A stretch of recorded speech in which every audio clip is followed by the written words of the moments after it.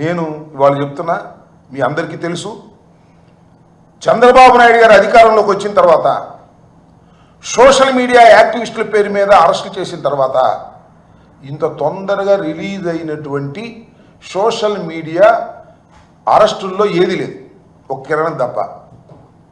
11వ తారీఖు అరెస్ట్ చేశారు, కోర్టులో ప్రొడ్యూస్ చేశారు, 23వ తారీఖు బయటకు వచ్చాడు. ఎలా వచ్చాడు? కోర్టు వారు ఇచ్చారా? కోర్టు వారు ఇచ్చే విధంగా చేశారు. జనరల్గా ఏం చేస్తారు, ఏం చేస్తున్నారు? ఎవరైనా సోషల్ మీడియాలో అరెస్ట్ అయితే ఏదో ఇన్వెస్టిగేషన్కి పోలీస్ కస్టడీ ఇవ్వమని పిటిషన్ పడేస్తున్నారు.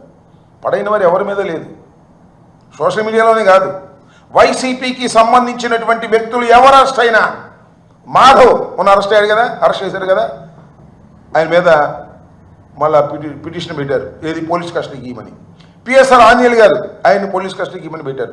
ఒక్కళ్ళని కాదు, ఇంతవరకు అరెస్ట్ అయిన ప్రతి వారి మీద పిటిషన్ పెట్టి పోలీస్ కస్టడీకి తీసుకుంటున్నారు. కానీ చిత్రం ఏంటో, పాపం ఈ చేబోలు కిరణ్కి పోలీస్ కస్టడీ అవసరం లేదన్నారండి. ఎందుకంటే మావాడండి, ఏదో నాటకంగా అరెస్ట్ చేశాం. చంద్రబాబు నాయుడు గారు పెంచి పోషించేసిన వ్యక్తి, చంద్రబాబు నాయుడు గారే ఆయన పిలిపించుకుని ఇవన్నీ మాట్లాడించాడు.